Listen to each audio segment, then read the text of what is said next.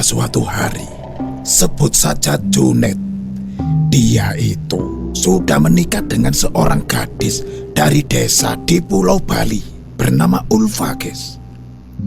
Mereka tinggal di sebuah rumah yang diberikan sebagai hadiah pernikahan oleh ayah mertuanya. Lokasi rumah mereka ini sedikit terpencil dari rumah-rumah tetangga lainnya, guys. Namun, rumah itu cukup besar, asri, dan layak huni, guys. Tidak jauh dari rumah mereka itu terdapat sungai dengan air yang sangat jernih, guys.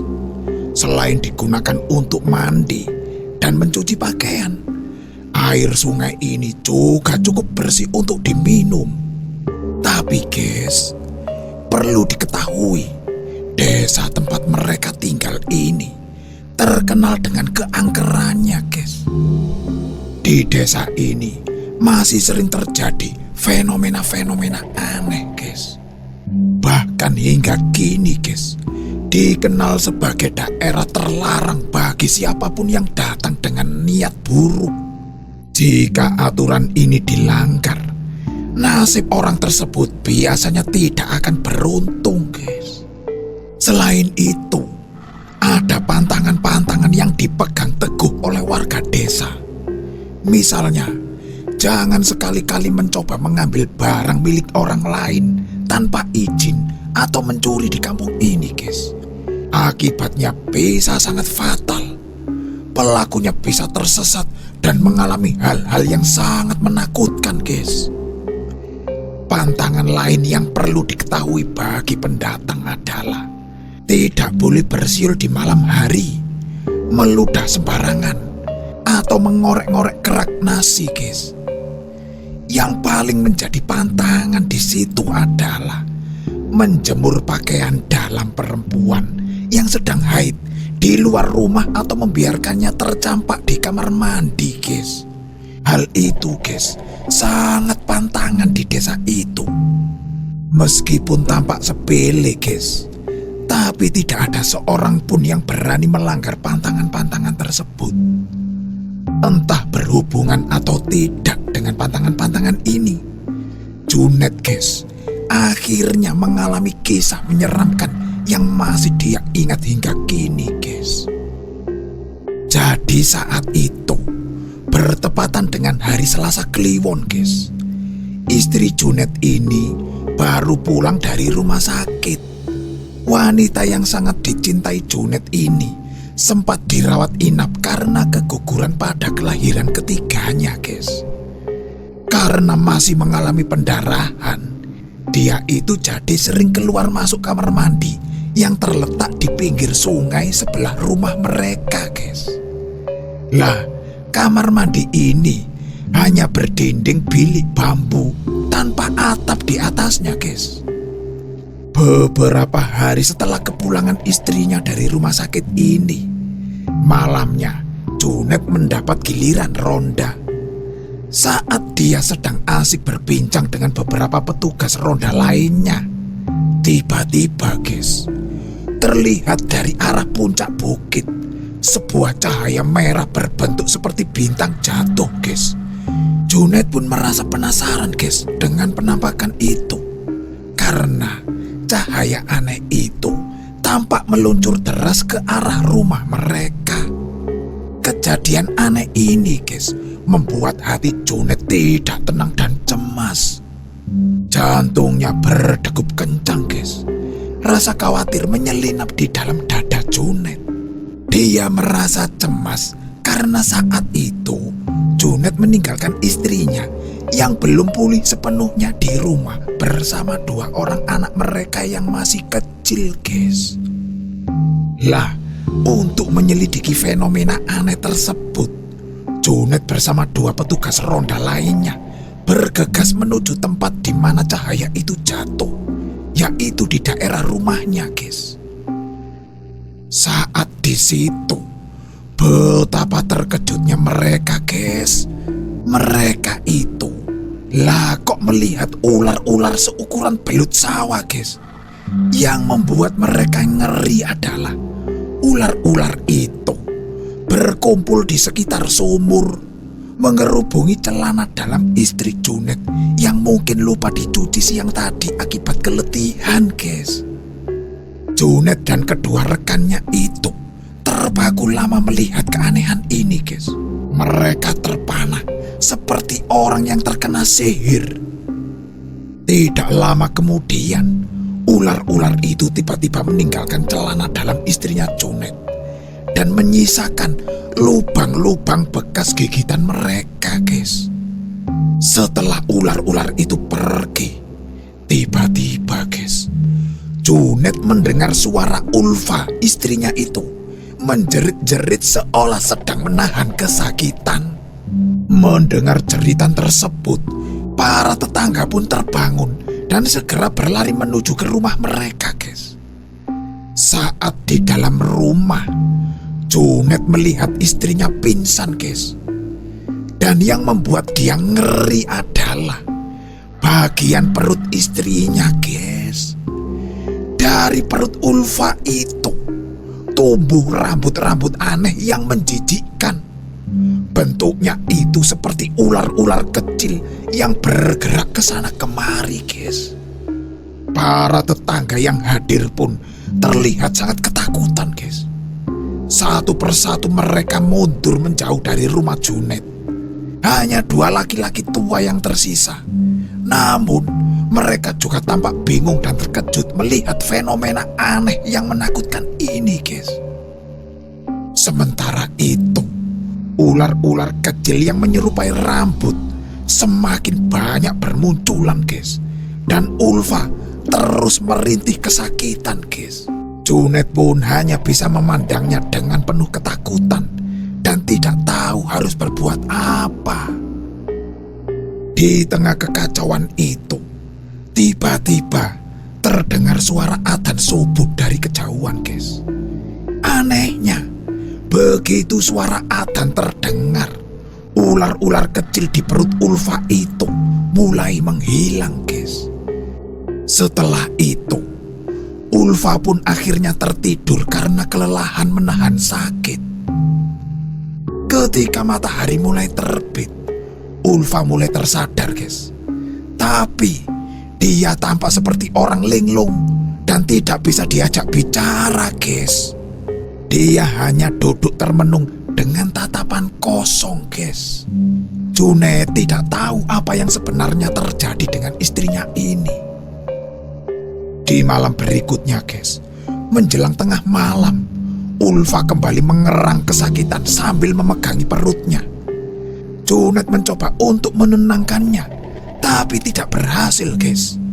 Tiba-tiba, ular-ular kecil itu pun muncul lagi dari perut Ulfa, guys. Dengan keberanian yang Junet paksakan, dia mencabut ular-ular itu satu persatu. Setiap kali ular itu dicabut, Ulfa menjerit kesakitan, guys. Namun, usaha ini ternyata sia-sia.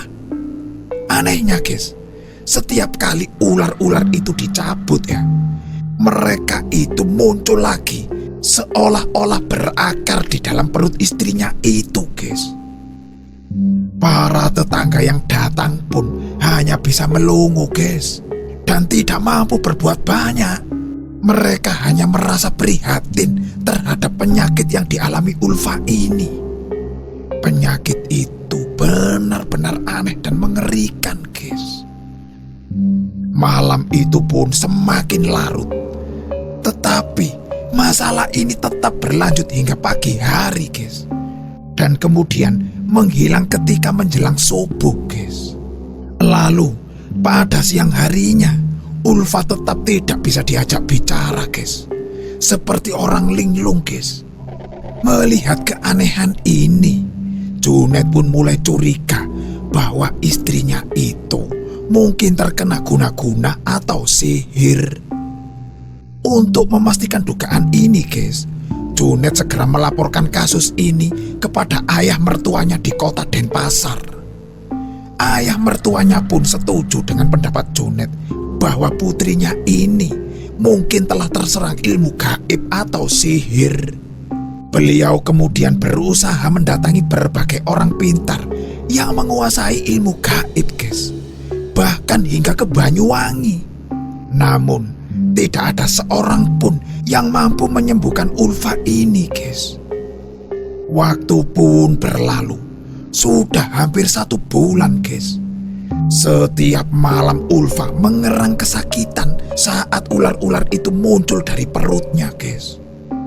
Tubuhnya pun mulai kurus karena sejak kejadian pertama dia sudah kehilangan selera makan, guys. Akhirnya Junet pun berniat untuk membawa istrinya itu ke rumah sakit. Saat Junet bersiap-siap mencari kendaraan untuk mengantar istrinya ke rumah sakit, guys, tiba-tiba terdengar suara ketukan pintu di rumahnya itu, guys. Dia lalu bergegas membuka pintu rumahnya itu. Dan di depan pintu itu sudah terlihat seorang laki-laki tua dengan wajah yang hitam legam, mengenakan jubah putih yang sangat kontras dengan kulitnya, guys. Laki-laki tua itu tampak asing bagi Junet. Laki-laki itu lalu tersenyum dan memperkenalkan dirinya bahwa dia itu adalah seorang pengembara yang berasal dari Bengkalis, India, guys. "Nama saya Rajit Singh," ujarnya sambil mengulurkan tangan untuk bersalaman, guys. Dia juga menyebutkan bahwa dia merasa terpanggil karena merasa ada orang yang sakit di rumah Junet itu, guys. "Loh, bagaimana Bapak tahu kalau istri saya sedang sakit?" tanya Junet dengan sedikit curiga, guys. Laki-laki tua itu hanya tersenyum dan tidak memberikan jawaban. Namun, sebagai tuan rumah yang baik, Junet tetap bersikap santun. Lalu dia mempersilakan masuk dan duduk di kursi tamu, guys. Setelah mereka duduk, Rajit Singh mulai bercerita tentang berbagai penyakit yang disebabkan oleh sihir, guys. Dia juga memastikan bahwa penyakit Ulfa ini berasal dari sihir ular yang ganas, guys. Mendengar itu, Junet merasa heran karena tamu ini belum melihat kondisi istrinya yang masih terbaring lemah di kamar tidur, guys. Namun, dia seperti sudah tahu banyak tentang keadaannya. "Boleh saya menjenguk istri kamu?" tanya orang itu dengan nada sopan, guys. "Kalau memungkinkan, saya juga ingin membantu kesembuhannya." Melihat Junet mengangguk, guys, dia segera berdiri dan Junet pun mengantarkannya masuk ke dalam kamar tidur mereka, guys.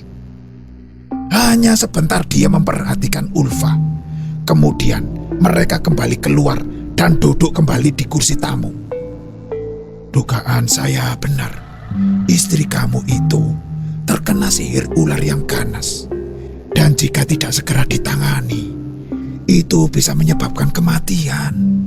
Jelas laki-laki tua itu, guys. Dia pun mulai bercerita tentang sejarah sihir ular itu. Menurutnya, sihir ini adalah peninggalan nenek moyang bangsa India yang dibawa ke Indonesia dan sudah dimodifikasi sesuai dengan situasi dan kondisi setempat, guys. Sihir ular yang asli dikenal sebagai pusaka keturunan. Seseorang yang akan mewarisi sihir ini harus menjalani ritual pemujaan di rumah nenek moyangnya yang sudah berusia lanjut. Biasanya, pewarisnya adalah seorang perempuan yang sudah bersuami. Rumah nenek moyang tersebut biasanya terbuat dari dinding yang dilumuri dengan lumpur dan tanpa jendela, guys.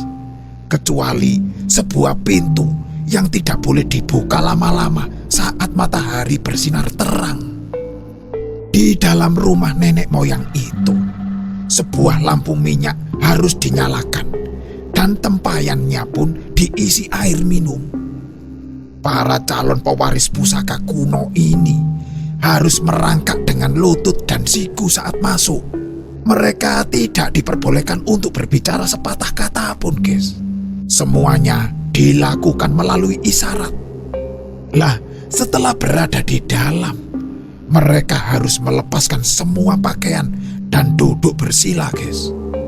Ritual pemujaan pun dimulai tanpa sepatah kata pun. Asap dupa pun mengepul di ruangan yang diterangi lampu minyak dengan samar-samar itu, guys. Ritual pemujaan kemudian dilanjutkan dengan lebih khusyuk.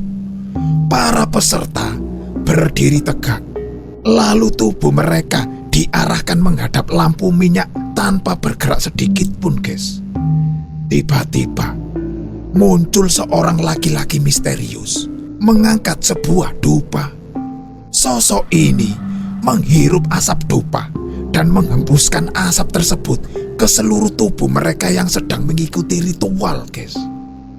Setelah itu, mereka diperintahkan untuk duduk kembali di depan sosok tersebut. Mereka kemudian bersendekap tangan di dada mereka masing-masing. Pemujaan ini dilakukan terus-menerus tanpa melakukan gerakan apapun, guys. Tidak lama kemudian, muncullah percikan api yang menimbulkan kilatan sinar dari lampu minyak yang menyinari tubuh mereka itu, guys. Pada saat yang bersamaan, seluruh helai rambut di kepala mereka berdiri tegak. Rambut yang berdiri ini kemudian bergerak secara otomatis membentuk wujud ular-ular kecil, guys. Lah, ritual ini harus dilakukan selama 7 malam berturut-turut. Pada malam ke-7, pelaku ritual harus menyediakan seekor hewan ternak. Biasanya kambing, guys, sebagai korban sihir ular tersebut. Kambing itu diikatkan di depan lampu minyak dengan jarak sekitar 5 meter dari para pelaku ritual, guys. Namun, pada malam terakhir ritual, sosok misterius itu akan meniupkan energi ke dalam tubuh pelaku ritual melalui lubang-lubang tubuh mereka seperti telinga, pusar, aurat, dan anus, guys. Ketika energi ini mulai beraktivitas di dalam diri pelaku ritual, seluruh rambut mereka berdiri, guys, dan membentuk ular-ular kecil. Pada malam ke-7 itu, guys, fenomena yang terjadi sangat mengerikan, guys. Ular-ular kecil yang berasal dari jalinan rambut di kepala pelaku ritual itu tiba-tiba melesat bagaikan anak panah, lalu menikam atau menusuk tubuh kambing yang dijadikan korban itu, guys. Seketika, kambing itu mendadak terdiam dan mati dalam hitungan detik akibat bisa ular itu, guys. Itulah kedahsyatan pusaka sihir ular yang asli, guys. Junet yang mendengarkan cerita ini dengan penuh perhatian hanya bisa terdiam tanpa berkomentar, guys. Seperti yang telah disebutkan, guys, sihir ular yang mengancam istrinya itu bukanlah yang asli dari Hindustan. Sihir tersebut sudah dimodifikasi, jadi masih ada harapan untuk disembuhkan meskipun situasinya sudah sangat kritis. Tanpa banyak tanya lagi, Junet segera menyiapkan keperluan yang diminta oleh orang tua itu, guys. Junet menyiapkan sebuah baskom berisi air bersih dan diletakkan di dekat istrinya. Saat itu, Junet melihat Rajit Singh ini melafalkan beberapa ayat Al-Quran. Kemudian diikuti dengan mantra-mantra kuno yang sulit dimengerti, guys. Setelah itu, dia mengambil sesuatu dari balik jubah putihnya, yaitu sebuah piring berbentuk unik terbuat dari porselen, guys. Piring itu lalu dicelupkan ke dalam air di baskom. Sebagai langkah selanjutnya, tolong dibuka baju istrimu, kata Rajit Singh dengan nada sopan, guys.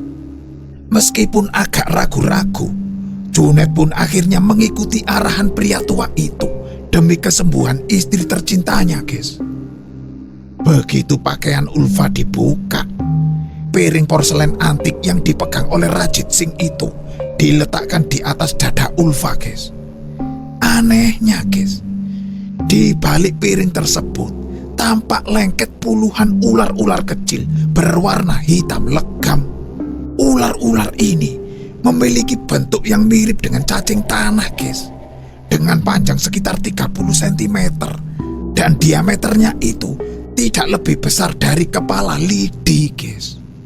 Tidak lama kemudian, tiba-tiba Ulfa mulai terbangun dari tidurnya, guys. Dengan heran, Junet melihat bahwa istrinya itu sudah mampu berkomunikasi dengan baik. Meskipun suaranya masih terdengar agak terbata-bata, guys. Apa yang terjadi, Mas? Tanya Ulfa kebingungan. Kamu telah mengalami penyakit aneh, Dik. Hampir 1 bulan. Jawab Junet sambil menahan air mata yang hampir menetes, guys. Kami sudah melakukan berbagai usaha untuk menyembuhkanmu. Dan sekarang tampaknya kamu sudah ada kemajuan. Ucap Junet kepada istrinya, guys. Beberapa hari kemudian, akhirnya Ulfa dinyatakan sembuh total, guys.